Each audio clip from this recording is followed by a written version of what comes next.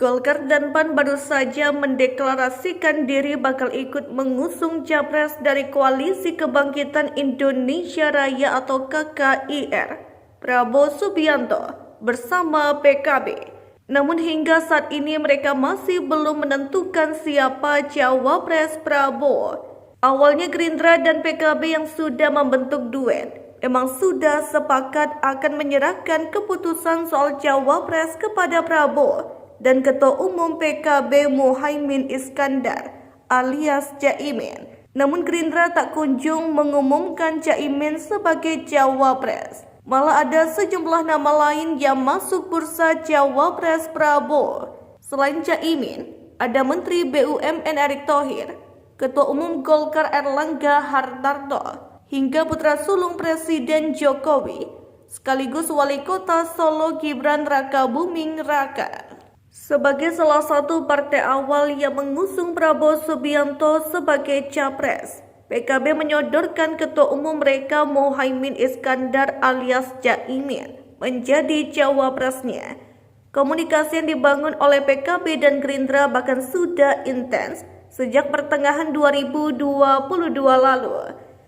Hingga pada tanggal 13 Agustus 2023, kedua partai ini meresmikan koalisi mereka, Koalisi Kebangkitan Indonesia Raya, melalui piagam kerjasama. Namun koalisi ini sempat dikabarkan terancam bubar jika Prabowo tak memilih Caimin sebagai cawapresnya. Sementara itu Golkar sebelumnya belum menentukan arah dukungan, namun mereka sudah punya keinginan agar Ketua Umum Erlangga Hartarto bisa menjadi capres atau cawapres. Niat itu bahkan sudah mendapat restu dari tokoh senior Golkar, Yusuf Kala. Kepala Bapilu Presiden Partai Golkar Nusron Wahid sudah diminta melobi Caimin agar mau menyerahkan kursi cawapres ke Erlangga. Prabowo juga sempat pergi ke Jawa Timur untuk menemui para kiai dan menyebut Gerindra bakal menggandeng PKB di Pilpres 2024. Namun kemungkinan cawapresnya adalah Erlangga atau Erick Thohir. Namun hal itu ditolak keras oleh para kiai karena Caimin dianggap sebagai tokoh autentik NU.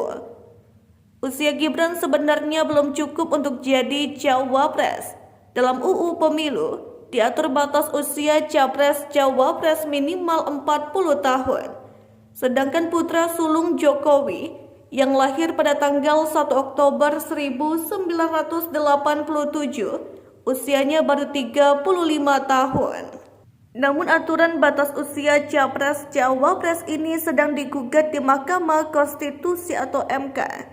Jika gugatan ini dikabulkan, maka Gibran bisa maju sebagai cawapres. Gibran beberapa kali bertemu dengan Prabowo di sejumlah kesempatan. Bahkan mereka pernah menggelar pertemuan empat mata.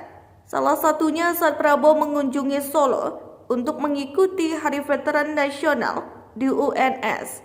Saat itu ia berada satu mobil dengan Gibran.